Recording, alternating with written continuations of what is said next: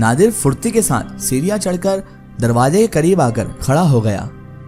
अब उसे सर्दी का एहसास शिद्दत के साथ महसूस हो रहा था, लेकिन माहौल को गर्म करने के लिए वहां पर सिवाय लालटेन के अब कुछ भी मौजूद नहीं था। लालटेन की शिद्दत नाकाम थी। उसके बाद नादिर ने हाथ को ऊंचा करके छत का मुआयना किया। उसके दोनों हाथ बआसानी तहखाने की छत को छूने लगे, यानी कि तहखाने की छत इतनी ज्यादा नीचे थी कि उसके हाथ उसे आराम से छूकर देख सकते थे। आरी को हाथ में लेकर उसने छत का अच्छी तरह से मुआयना किया। फिर अचानक से उसकी निगाह तहखाने के उस लोहे के दरवाजे पर पड़ी जो बाहर से लॉक हो चुका था। जैसे ही उसकी नजर उस लोहे के गेट पर पड़ी तो वो अचानक से चौंक ही उठा। तहखाने का सुर्ख रंग का दरवाजा सुर्ख चौखट के निस्ब तहखाने की छत से लगा हुआ था। अगर वो दरवाजे के करीब लगी चौखट को लकड़ी की आरी की मदद से काटना शुरू करता तब बआसानी से दरवाजे को एक जानिब से काट कर बाहर निकलने के लिए खला वो पैदा कर सकता था। क्योंकि छत को काटने में वक्त भी ज्यादा लगता और दुश्वारी अलग पेश आती, यानी कि छत को काटने के मुकाबले में उसका ये तरतीब ज्यादा आसान लग रही थी। नादिर ने आरी को नीचे रखा और हाथों को आपस में मला और फिर उसने अपने हाथों को गर्म करने की कोशिश की, क्योंकि सर्दी अच्छी खासी उसे लग रही थी।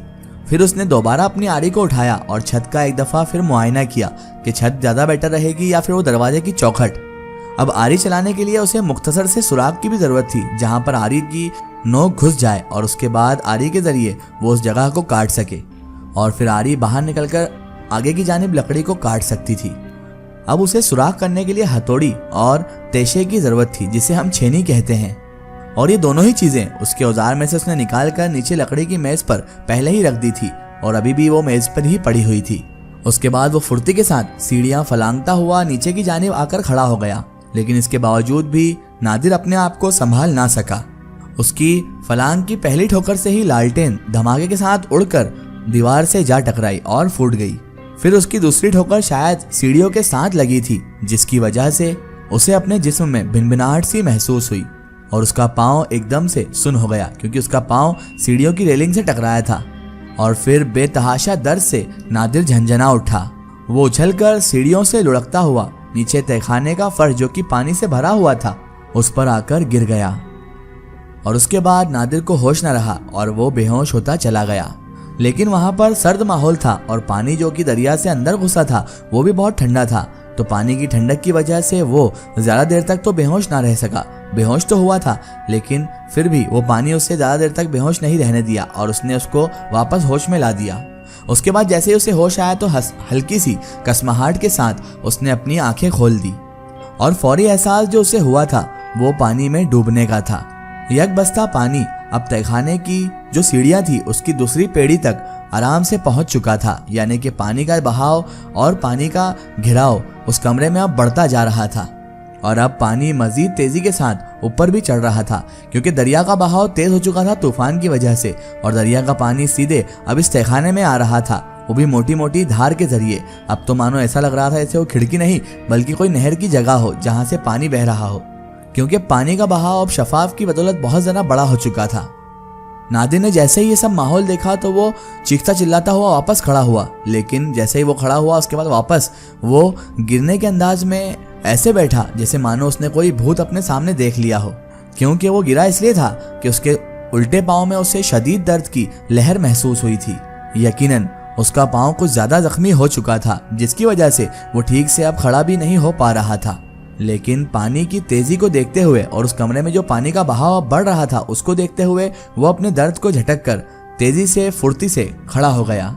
लेकिन इसके बावजूद भी उसके उल्टे पांव ने जमीन को छूने से साफ इनकार कर दिया था, यानी कि उसका उल्टा पांव अब बिल्कुल भी वो जमीन पर नहीं रख सकता था। इसीलिए वो सीधे पांव पर उछलता हुआ लकड़ी की मेज की जानिब अपने आप को घसीटने लगा। तभी अचानक हल्के से धमाके के साथ लकड़ी की दीवार का हिस्सा कुछ और नीचे गिर गया।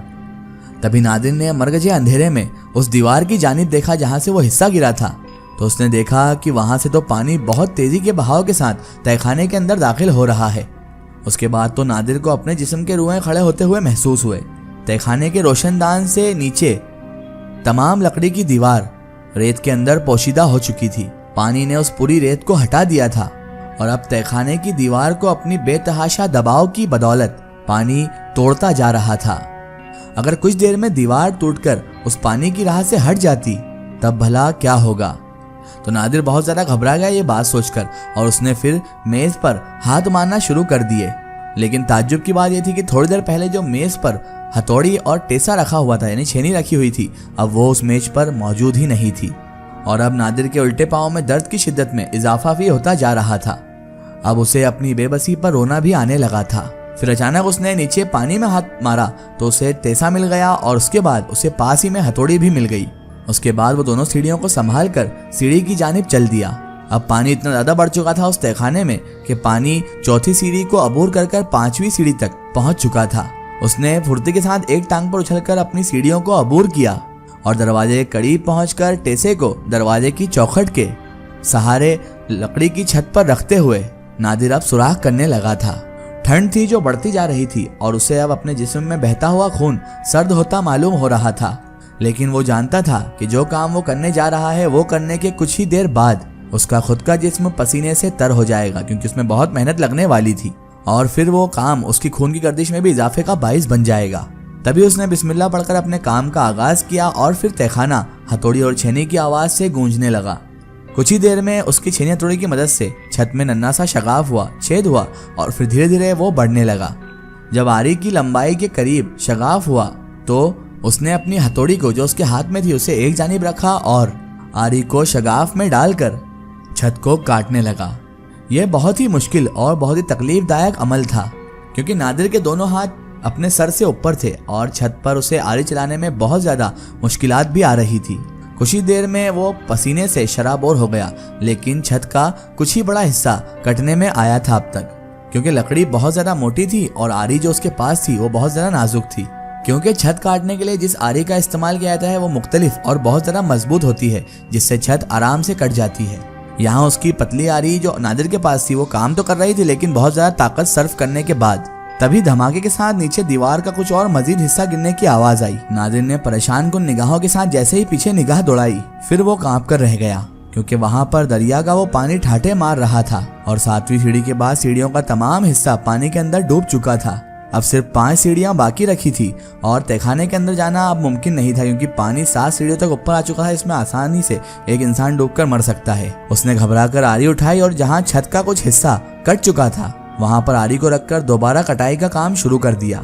लेकिन अब उसके हाथ में एहतियात के बजाय उजलत ज्यादा थी, यानी वो एहतियात से काम करने के बजाय जल्दबाजी ज्यादा कर रहा था और उसने आरी की रफ्तार बदतरीज से कम कर दी।